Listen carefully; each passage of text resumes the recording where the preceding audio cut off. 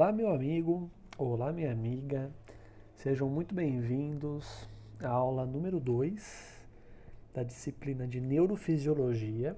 Essa aula aqui, a gente vai estar detalhando a neuroanatomia para poder prosseguir dentro do tema, né, de neurofisiologia, dentro da disciplina de neurofisiologia. E esse detalhamento da neuroanatomia ele é fundamental, porque caso você não compreenda em quais estruturas as atividades estão acontecendo, as interações estão acontecendo, você vai caminhar muito pior pela disciplina, vai compreender muito menos o assunto, e isso não é nada interessante, né? É importante você compreender em detalhes todas essas questões que envolvem, né, a neurofisiologia e a neuroanatomia. É uma disciplina extremamente relacionada, tá? Então não tem como você desvincular, tá bom? Então, nessa aula número 2 a gente detalha bastante as estruturas, né, da neuroanatomia, as estruturas neurais, as estruturas pertencentes ao sistema nervoso, para que assim a gente possa prosseguir dentro da disciplina. Antes da gente começar a estudar, né, a respeito da neuroanatomia de fato, começar a aprofundar nas estruturas e ao longo de todo o conteúdo, eu acho que vale muito a pena você compreender um relato de caso aí, um, uma situação, né, que aconteceu ao longo da nossa história, da neurologia principalmente, que foi o caso que aconteceu com o senhor, né, Phineas Gage. Esse caso ele foi conhecido, né, por ser um marco dentro da neurologia, né, um conhecido como um ponto fundamental na qual muitas pesquisas neurológicas surgiram posteriormente. Phineas Gage, esse senhor que você observa aí, ele era conhecido por seus colegas como calmo, parcimonioso, gentil e bastante atento ao trabalho, né? Um indivíduo que basicamente ele tinha uma organização muito boa de suas atividades. Porém, durante um expediente de trabalho na fábrica que ele estava trabalhando, ele sofreu um acidente. E esse acidente, ele pode ser ilustrado, né? Posteriormente você consegue ver aí a notícia, né, que rodou nos jornais. Ele pode ser ilustrado nessa imagem, né? Uma barra de ferro atravessou uma boa parte do víscero-crânio dele, alcançou o neurocrânio dele, né, perfurando aí tanto a cavidade orbitária, né, posterior à cavidade orbitária, quanto o osso frontal ali desse indivíduo. E essa lesão não matou ele, viu? Não matou ele. Porém, modificou o comportamento de Phineas Gage, né? Ele, após esse caso, ele passou a ser uma pessoa extremamente, né, rude, uma pessoa extremamente irritada, sem capacidade de organização, né? Respondia de uma maneira muito mais lenta aos estímulos. Aqui a gente percebe essa ilustração, né? Onde você consegue identificar facilmente aí a situação que aconteceu com o Phineas Gage, né? Para esse exame aqui, ó. E ele foi um marco no contexto da neurologia, tá bom, pessoal? Isso aí é um ponto importante que vale a pena aí você compreender. Na aula, a gente vai detalhar muito mais essa situação, né? Que eu não detalho aqui agora, para não ficar muito extensa essa revisão. Mas já lembre-se, né? Você vai ter essa oportunidade de estudar um relato de caso que foi um fato marcante na história da neurologia. Um outro relato bastante interessante que também vamos detalhar muito em aula, né? E esse é um relato que acontece bastante, viu, gente? Viu? É muito frequente ainda, se discute muito isso, que são os efeitos, né, que alguns esportes de combate, né, principalmente o boxe, né, o boxe é o mais documentado. Alguns jogadores de futebol americano, principalmente da liga NFL, eles também manifestam que a encefalopatia traumática crônica posteriormente à sua aposentadoria. E essa doença, né, essa condição, ela é causada principalmente aí por morte dos neurônios, né, por morte das células da glia, ou seja, por morte do tecido nervoso de modo geral, né, diante aí de estímulos oriundos de pancadas, né, que é muito comum em esportes de combate. Tanto que esse biólogo, John Hardy, da Universidade College London, né, ele descreve que já passou da hora de alguns esportes, ele cita o boxe aí, serem banidos, né? Por que ele descreve isso? Porque os efeitos fisiológicos, né, eles podem ser observados de uma perspectiva neuroanatômica muito evidente. Esse caso aqui do Aaron Hernandez, ele ficou muito famoso também, porque ele era um jogador de futebol bastante promissor do New England Patriots, né, da NFL, e ele acabou sendo preso porque ele assassinou um amigo e na prisão ele se suicidou, tá? E esse caso ficou famoso porque após a morte suicídia, né, dele, fizeram uma autópsia e o cérebro do atleta de apenas 27 anos, ele estava, né, com os dois aí, como você pode ver, os ventrículos laterais aí bastante evidentes, né? Bastante alargados. Que no caso de uma pessoa comum de 27 anos, eles não são nem às vezes visíveis facilmente, né? Então os médicos legistas, né, eles descreveram que parecia um cérebro de um idoso. Então você percebe aí claramente uma alteração no padrão do humor de uma pessoa quando o tecido nervoso ele é severamente aí agredido e consumido, haja vista que ele reduz, né, bastante. É um ponto bacana você perceber então que essas setas facilitam aí a observação do que eu tenho comentado com você. Então, diante desses casos, né, que em aula eu vou detalhar muito mais, tá, pessoal? Isso aqui é uma revisão para você aí verificar, principalmente os conceitos que ficaram mais complicados de entender e você não conseguiu perguntar na hora, tá bom? Então, diante desses casos e de muitos outros que a gente vai comentando, né, compreender as estruturas do sistema nervoso e as atividades dessas estruturas é uma ação fundamental para você, né? É essencial para você, na verdade. O sistema nervoso, né, ele é uma extensa e também complicada organização de estruturas pelas quais as reações internas do indivíduo são correlacionadas e integradas e através do qual são controlados seus ajustamentos ao meio ambiente. Quem escreveu isso foi Goss, né, no livro Gray, Anatomia, do ano de 1987. Então, o sistema nervoso, como a gente já tem verificado, ele é de fato um sistema muito importante no qual o sistema nervoso, então, aí está uma citação do Goss, 1987, do livro de Anatomia, né, Gray Anatomia, onde ele diz o seguinte: o sistema nervoso é uma extensa e complicada organização de estruturas. É válido a gente lembrar, antes de continuar a frase, né, pessoal, que o sistema nervoso ele está organizado e dividido, ele está presente em todo o organismo. Ele não está exclusivamente no crânio de uma pessoa, né? Lembre-se disso. Ele está organizado, está dividido, ele está presente em todo o organismo, né? Então, ó, é uma estrutura, né? É uma extensa e complicada organização de estruturas pelas quais as reações internas do indivíduo, ou seja, aquilo que acontece internamente do indivíduo, né, são correlacionadas, ou seja, elas estão em associação, né, e são integradas de modo então a responder aos estímulos externos, né? Então se ajustar ao meio ambiente. É o que esse grande pesquisador, esse grande anatomista descreve. Então, como a gente já sabe, a partir da aula número 1, né, o sistema nervoso ele pode ser organizado em sistema nervoso central e também em sistema nervoso periférico. O sistema nervoso central ele é constituído então pelo encéfalo e pela medula espinal.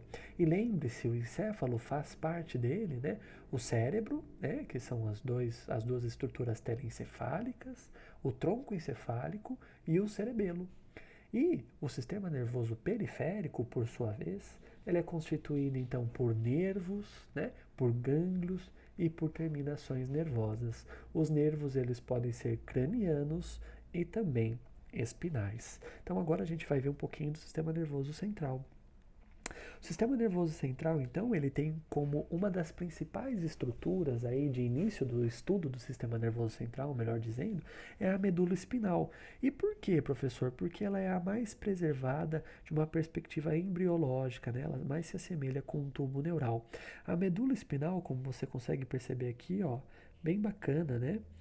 Essa medula espinal, então, ela é uma estrutura na qual ela não tem o mesmo comprimento entre homem e mulher, né? No homem, ela é um pouquinho maior, né? Tanto que a coluna vertebral no homem pode chegar a 71 centímetros e na mulher tem uma média de 61 centímetros, tá bom, pessoal? A medula espinal ela está localizada então dentro do canal vertebral, que é formado pelos forames vertebrais das vértebras que formam de fato, né, a coluna vertebral. Perfeitamente. A medula espinal, como você consegue perceber aqui, ó, ela é uma estrutura então bastante interessante, na qual você vai ter a transmissão das informações que acontecem a nível do encéfalo para o todo o corpo, pois da medula espinal diversos nervos partem, né? Como você consegue observar. Eu vou mostrar com uma setinha para você entender. Então, ó, eu vou mostrar com uma setinha, acho que a cor verde aqui fica legal. Aqui, então, a gente está vendo toda a medula espinal, né? Percorrendo ao longo do canal vertebral. Aqui por baixo, aqui você percebe a cauda equina, tá, pessoal? Então, aqui em L2, mais ou menos, né? L3, lombar 2, lombar 3, né? Você vai ter, então, a já formação da cauda equina, onde depois da cauda equina você tem o filamento terminal. Esse ponto aqui que eu estou apontando, então, é o cone medular, tá bom? Você vê que aqui tem um risquinho, ó, percorrendo a medula, tá vendo? A seta verde ela vai percorrendo junto. Esse risquinho aqui é o sulco mediano posterior. Nos outros slides a gente vê melhor essas estruturas, tá? Você percebe então, ó, que da medula, ó, você tá vendo o surgimento de um nervinho aqui, ó, tá vendo? Esse nervinho aqui, no caso, né, é um nervo intercostal. Mas, de modo geral, né, para facilitar para a gente, então você tem o surgimento aí das raízes nervosas, né, que vão formar nervos muito importantes. Ó, por exemplo, aqui, ó, dessa região cervical, você vai ter a formação de nervos que vão passar por aqui, ó, como você está vendo, ó, eles passam por essa região e vão entrar lá na axila. E quando eles entram na axila, eles vão formar ali, né? Aqui já começa a formar, na verdade, o plexo braquial, tá bom, pessoal? Então eu não vou falar muita coisa técnica, muita coisa aprofundada, porque essa aula de neuroanatomia, ela tem como finalidade você compreender as estruturas participantes, né, constituintes aí do sistema nervoso, né, os aspectos mais importantes para você conseguir avançar dentro da disciplina de neurofisiologia, né? Então, algumas coisas, por exemplo, o caminho de um nervo eu não vou detalhar. Isso eu detalharia se fosse anatomia. Agora, é importante você compreender que as raízes nervosas aqui, ó, surgem, né? As raízes nervosas dos nervos espinhais surgem da medula espinal. Precisamente de colunas da medula espinal, como a gente vai ver já já, que são as colunas da substância cinzenta, tá bom? Então, eu vou estar mostrando para você agora de novo o slide para você conseguir compreender nesse contexto. Então, uma vez que você tenha compreendido, né, a respeito aí dessa organização, a gente pode avançar um pouquinho dentro do estudo da medula espinal. A medula espinal, como você pode perceber aí, ela é revestida, assim como o encéfalo também é, tá, pessoal?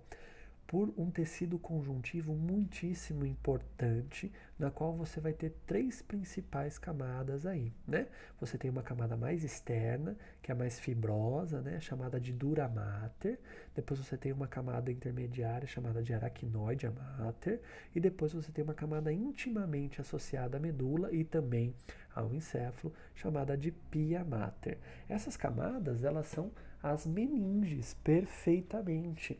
Então eu vou estar mostrando para você em seta para você compreender cada uma dessas camadas aí que eu estou comentando, tá bom? Então vamos lá. Eu vou usar a setinha agora, acho que verde de novo, né? Que mostra bem. Aqui você está vendo então a camada mais externa, né, do tecido conjuntivo que eu comentei. É a meninge, né? E você percebe que a meninge, ó, ela se prolonga de certa forma até a raiz nervosa, né? Essa aqui é a dura mater, então é uma das meninges, a meninge mais externa. Aí embaixo dela você já tem a aracnoide mater, né? Que é uma meninge intermediária, onde você tem a presença de vasos percorrendo aqui, ó. E embaixo da aracnoide você já tem a pia mater, que ela está intimamente associada já à estrutura nervosa mesmo, a própria medula no caso, e também estará associada ao encéfalo, tá bom? Você consegue perceber então aqui o surgimento da raiz nervosa bem evidente também, tá? Aqui, ó, que legal, você consegue perceber a presença de alguns ligamentos bacanas, né? Entre a aracnoide, a mater e a dura mater. Então, agora que você já compreende a respeito do revestimento, você deve saber que algumas vezes esse revestimento ele acaba sendo acometido por infecções, né? E essas infecções elas são altamente nocivas, né? E quais infecções são essas? São conhecidas de modo geral como meningites, né? E as meningites, elas podem ser causadas por vírus, que é a mais comum, mas também por bactérias e por fungos muitas vezes, né? E aqui você percebe, por exemplo, ó, uma meninge normal imediatamente abaixo da díploe, né? Ó, você percebe o osso diploico ali, o osso frontal com a sua característica de díploe, e no caso de uma meninge inflamada, você percebe como ela acaba pressionando muito mais o tecido nervoso, né? E é muito interessante que o paciente ele pode acabar apresentando dores na cabeça e dores no pescoço também, haja vista aí a medula espinal que você já compreendeu que ela percorre ao longo da coluna vertebral.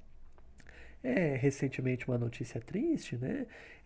Aqui do ano de 2019, ó. Então, o neto do ex-presidente Lula, ele morreu, por exemplo, de meningite, né? Que ainda deixa bastante sequela e 20% dos casos no Brasil são letais, né? Então, aí está um exemplo para você compreender a importância, né, de compreender essas estruturas. Agora a gente vai estudar as estruturas internas da medula espinal, né, pessoal? E quando a gente estuda as estruturas internas, a gente tem que levar em consideração que você tem a presença de duas substâncias, uma branca, né, e uma cinzenta. E essas substâncias, elas são definidas dessa cor diante da presença, né, em maior quantidade de mielina em uma do que em outra. Por exemplo, a substância branca, então, da medula espinal, ela é rica em neurônios, né, nos quais você vai ter a presença de mielina nos axônios, ou seja, são neurônios mielinizados. Enquanto que a substância cinzenta da medula espinal, você também tem neurônios, porém eles não possuem mielina, né? Alguns possuem, mas a maioria não. Então eles são neurônios amielinizados. Eu vou estar então mostrando em seta para você compreender esses detalhes e também a organização, né, das colunas ou cornos da medula espinal. Então, pessoal, eu vou mostrar para vocês novamente com uma seta verde, porque ela fica bem bacana de você perceber a organização, né, da coluna, ou melhor, da medula espinal no que diz respeito, né, às suas colunas e também, ou cornos, né, e também as estruturas que a gente consegue identificar aqui no que diz respeito à constituição externa da medula espinal. Esse sulcozinho aqui que você está percebendo, eu comentei no comecinho da aula, né? É, na verdade, uma fissura, né? Então, ele é uma, apesar de ser pequenininho, ela é maior do que se está atrás, tá? Atrás você tem o sulco mediano posterior que eu comentei no comecinho da aula. Imediatamente anterior a esse sulco, você tem a fissura mediana ventral ou fissura mediana anterior. E é importante compreender a presença dessa fissura e do sulco que está atrás, que eu comentei com vocês, porque eles são importantes localizadores, né, das colunas ou cornos da substância cinzenta da medula espinal, tá? Aqui, como eu tinha dito, ó, é a substância branca, né, onde você tem neurônios mielinizados bastante frequentes, e aqui é a substância cinzenta. Perceba a diferença da cor, né? Então, você vai perceber que a substância cinzenta, ela assume um formato, então, de borboleta ou H, né, também, onde você vai ter a coluna anterior, né, ou também chamado de corno anterior, a coluna lateral, ó, aqui lateral aqui, né? E você tem a coluna ou corno posterior. Aqui no corno posterior, por exemplo, você vai ter a chegada de neurônios que são muito importantes, pois eles transmitem informações sensitivas e elas chegam aqui. Olha que coisa fantástica. Enquanto que aqui na coluna anterior você vai ter a saída, né, principalmente a saída de neurônios que têm funções motoras. Olha que coisa fantástica, né? E a coluna lateral, professor, o que que você tem? Na coluna lateral, a gente vai ver mais adiante, você vai ter a formação, né, de nervos que contribuem para o sistema nervoso autônomo. Então você vai ter a formação lá no tórax e na lombar do tronco simpático. E na pelve, né, lá na região pélvica, você vai ter nervos que contribuem com a formação parasimpática. É bem bacana você observar isso daí, tá bom? É bacana você perceber então que ao lado aqui, ó, você vai ter um sulco, né? Esse sulco lateral anterior é por onde as raízes nervosas elas acabam sendo originadas, ó. Percebe? Maravilha, pessoal. Então, como eu comentei com vocês agora mesmo, né, da coluna lateral da medula espinal, né, então nascem fibras que formarão um tronco simpático lá no tórax e na região lombar e na pelve. Essas fibras contribuem aí para a formação de nervos com atividade parasimpática. Lembrando, né, sistema nervoso autônomo, a gente vai estudar mais adiante, né? Isso aqui é a aula 2.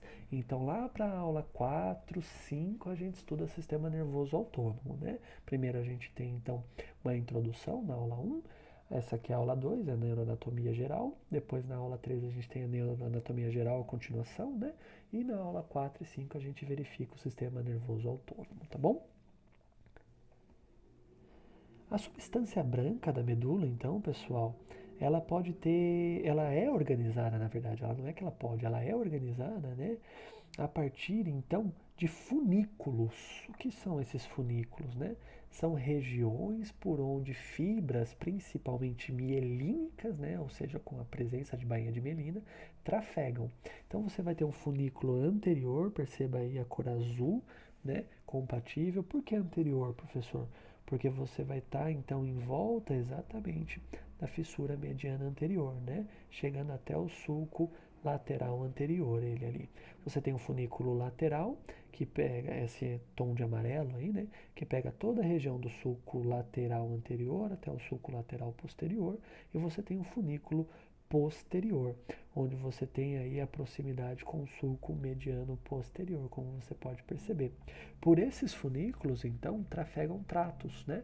Que são tratos? Então, são feixes de nervos nos quais você leva ou traz informações até o sistema nervoso central. Já vista que a medula faz parte do sistema nervoso central, precisamente até o encéfalo, pessoal. Então, leva informações até o encéfalo e do encéfalo leva até os músculos por meio desses funículos aí. O funículo dorsal, né, então ele é constituído principalmente aí por dois fascículos, né, que são os fascículos grácil e cuneiforme, que têm importante relação com a propriocepção de músculos, tendões e articulações, né? E eles também têm uma função muito importante de discriminar a sensibilidade, tá bom, pessoal? Já o funículo lateral, ele é constituído então por feixes, né, que comunica a medula com o cerebelo, né, comunica a medula com o tálamo e também comunica a medula com o mesencéfalo, né, uma estrutura importante do tronco encefálico. Ela atua então na transmissão de estímulos dolorosos, esse funículo lateral, né, de temperatura, né, estímulos motores também percorre pelo funículo lateral, haja vista, né, que a via córtico-espinal está por ali, tá bom? Além de uma sensibilidade que chega também a nível da consciência, pessoal.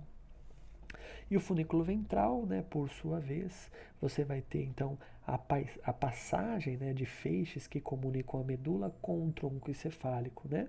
E eu destaco aí o fascículo sulco-marginal, que ele vai correr bem próximo aí, ó, a fissura marginal, ou melhor, a fissura mediana anterior, tá, pessoal? Por isso que ele é sulco-marginal, né? Porque ele corre bem próximo à fissura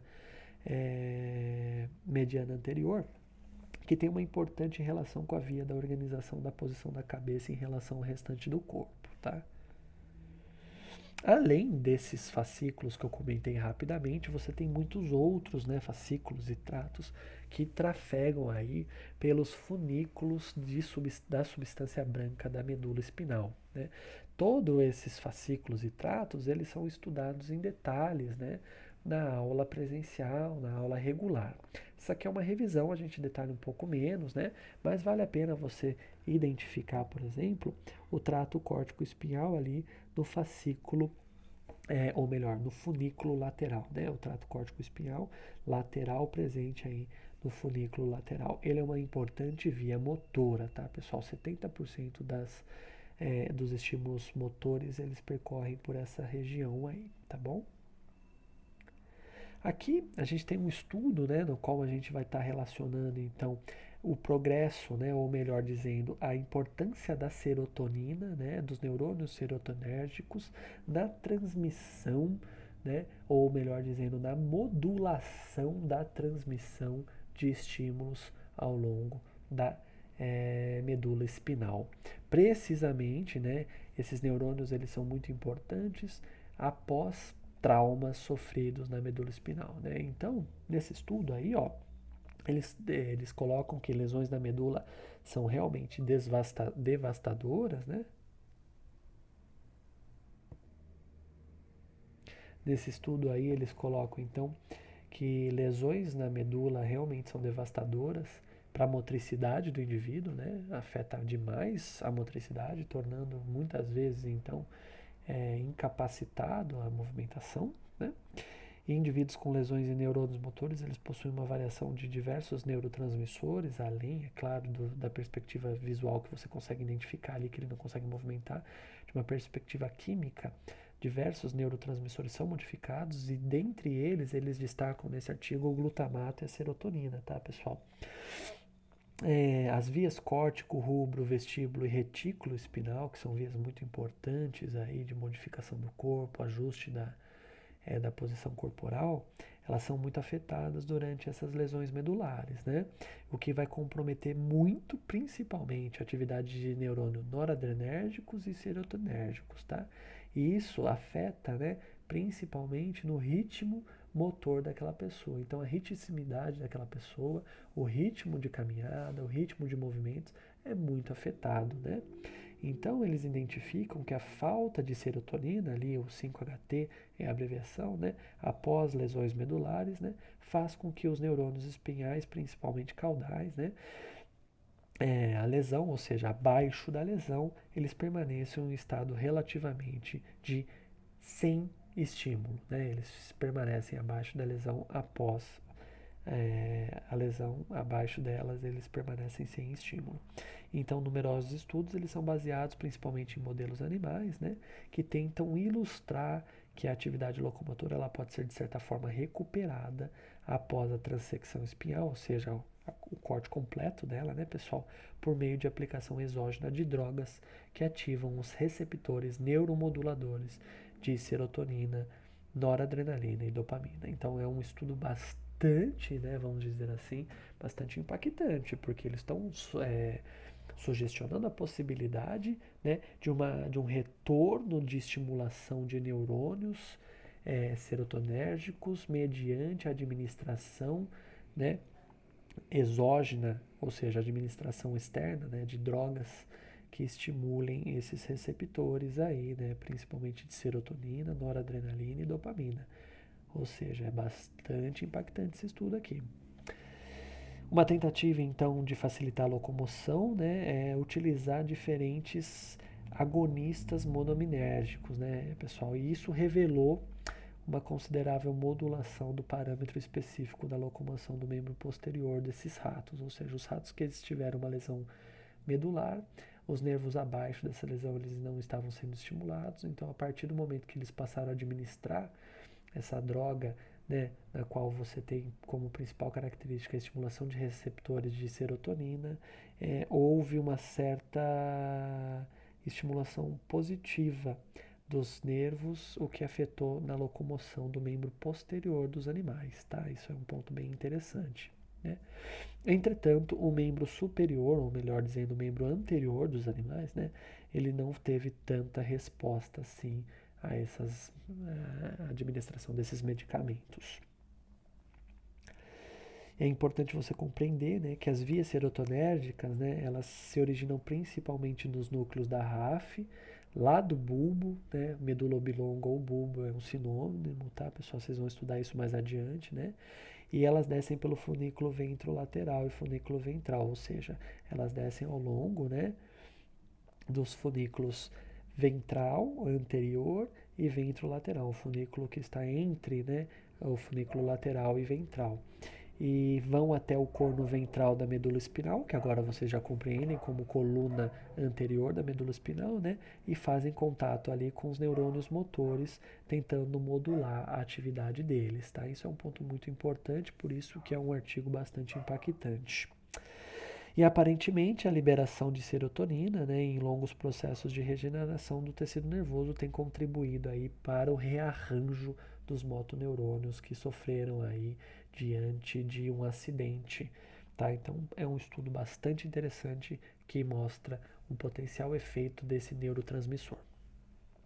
Agora a gente vai falar um pouco sobre o tronco encefálico, né? E o tronco encefálico, ele é uma continuação, né, de uma perspectiva ali a nível de bulbo, que vocês vão ver, da medula espinal, mas rapidamente ele já assume outro formato, as células já se organizam de outra forma, e para isso, né, é necessário um estudo bastante detalhado dessa região. O tronco encefálico, então, ele é formado por três estruturas principais, né? O mesencéfalo, que já está bem próximo ali à região do cérebro, né? Ao diencéfalo, vamos dizer assim. A ponte, que está entre o mesencéfalo e o bulbo, né? Que está em contato com a medula espinal. O estudo do tronco encefálico, ele pressupõe, então, compreender algumas estruturas que eu vou estar mostrando para vocês nos próximos slides.